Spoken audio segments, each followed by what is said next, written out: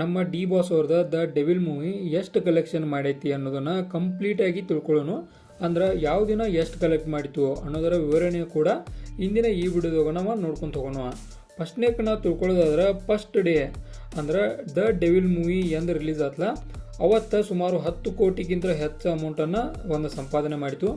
ಆನಂತರ ಡೇ 2 ಬಂದ್ರೆ 3.4 ಕ್ರೋಸ್ ಅಂದ್ರೆ 3 ಕೋಟಿ 40 ಲಕ್ಷ. ಆನಂತರ ಮೂರನೇ ದಿನ 3 ಕೋಟಿ 80 ಲಕ್ಷ. ಆನಂತರ ನಾಲ್ಕನೇ ದಿನ ಒಂದು 4 ಕೋಟಿಯನ್ನು ಸಂಪಾದನೆ ಮಾಡ್ತೀವ. ಆನಂತರ ಇವು ಏನು ಮೆಗಿನೂ ಇದ್ದಿಲ್ಲ, ಇವು ಇಲ್ಲೇ ಚಲೋ ಪರ್ಫಾರ್ಮೆನ್ಸ್ ಇತ್ತು.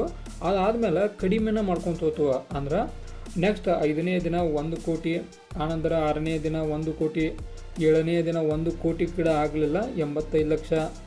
ಆನಂತರ 8ನೇ ದಿನ 65 ಲಕ್ಷ. ಆನಂತರ ಓವರಾಲ್ ಕಸ ಒಂದು ವೀಕ್ ಒಳಗೆ 25 ಕೋಟಿಯನ್ನು ಸಂಪಾದನೆ ಮಾಡಿತ.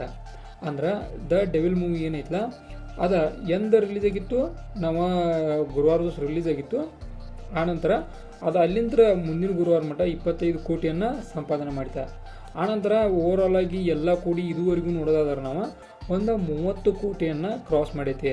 ಅಂದ್ರೆ ಅಲ್ಲಿ 25, ಆನಂತರ ಆವಾಗ 5 ಈ ರೀತಿಯ ಕಸ ಒಂದು ಟೋಟಲ್ ಆಗಿ ಹೇಳೋದಾದ್ರೆ 30 ಕೋಟಿಯನ್ನು ಸಂಪಾದನೆ ಮಾಡೈತಿ.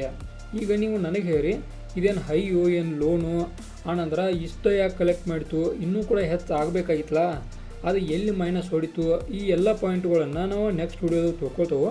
ಬಟ್ ಈಗ ನಾವು ಡೈರೆಕ್ಟಾಗಿ ಹೇಳೋದಾದ್ರೆ ಒಂದು ಸಿನಿಮಾ ಅಂದ್ರೆ ಅದ್ರೊಳಗೆ ಏನಿರಬೇಕಲ್ಲ ಅದು ಎಲ್ಲ ಕೂಡ ಇದ್ದರೂ ಕೂಡ ಒಮ್ಮೊಮ್ಮೆ ಕಡಿಮೆ ಆಗೋ ಚಾನ್ಸ್ ಕೂಡ ಇರ್ತೈತಿ.